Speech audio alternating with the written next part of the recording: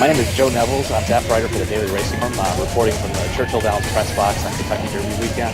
I'm a Michigan native. I grew up watching the races at Mount Pleasant Meadows. My grandpa races horses there. My friends, my family, my neighbors have all raced horses there and races there. It's a great place to learn the sport, to interact with the sport, to sport. It's a small track, it's a resilient track, it's a very friendly track, very fan-friendly, and it's a great place to take in a day of racing, whether you're a beginner, seasoned veteran, or somebody who just likes to watch horses run around in circles. Mount Pleasant Meadows is an excellent track.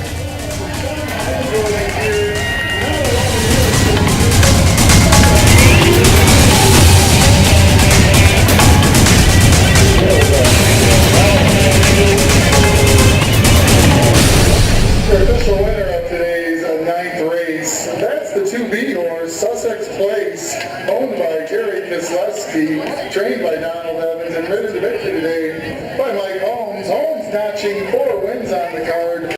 Well, for the Belmont Stakes, I'm putting Revolution on top. I think he's had a very strong campaign this spring and summer, but it hasn't taxed him that much. He got his trip in the Kentucky Derby, and he reunited with jockey got along really well with in his 2 starts before the Derby. That would be Javier Castano. He got his trip in the Kentucky Derby, a nice rail trip, and did it as well as expect, and took the piss off, comes back, and I think he's due absolutely fire in the Belmont. Okay.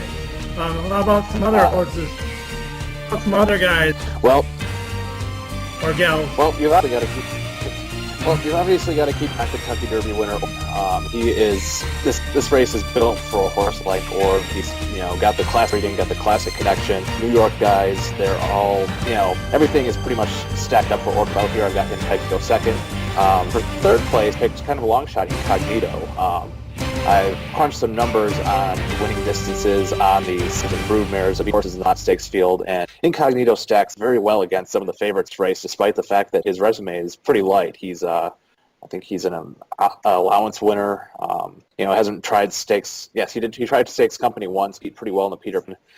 I think since his connection's been steadfast and saying we pointed him Belmont because mile and a half distance, and everything suggests that he should be right there in the conversation. If he's a good horse there, he'll be there. What is the best thing about Belmont Stakes at like a track like Mount Pleasant Meadows, Michigan? What's the best thing about the environment, Michigan track? Well, the thing for me is just watching the races with my friend.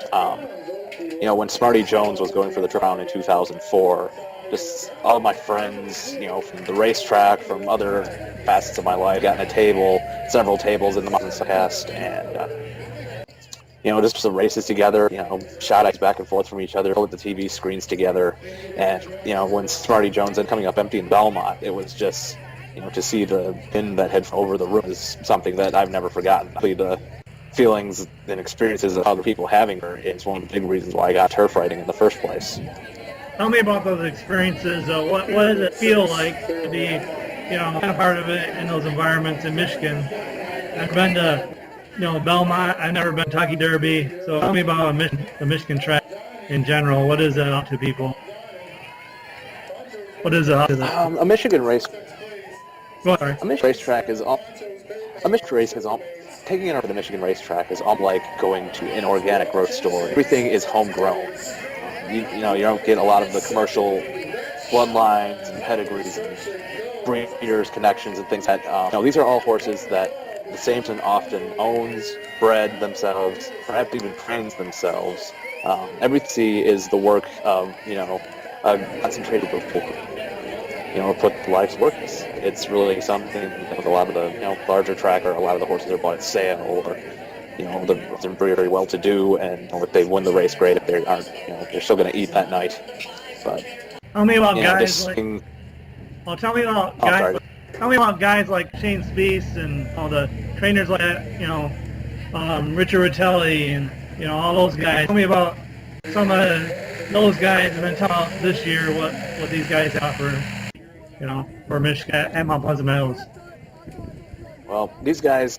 The biggest thing that I can say is that these guys put a ridiculous amount of hours and miles on the road, because so many of these guys not race at Mount Pleasant Meadows, they also race at Indianapolis, they race at Thistledown, they race at Presque Isle, they race at Mountaineer, and then they have their own farm, where they're based out of, so they're constantly crisscrossing the Midwest, going from racetrack to earn a living themselves, and it's, I know I certainly couldn't. Just the amount of time hours that are spent in logistics alone, not even in your horses, just adds extra element. Winning races becomes that much. And then finally, just summarize what Belmont Week is like. What Belmont Week means to people in Michigan when you're at a Michigan track.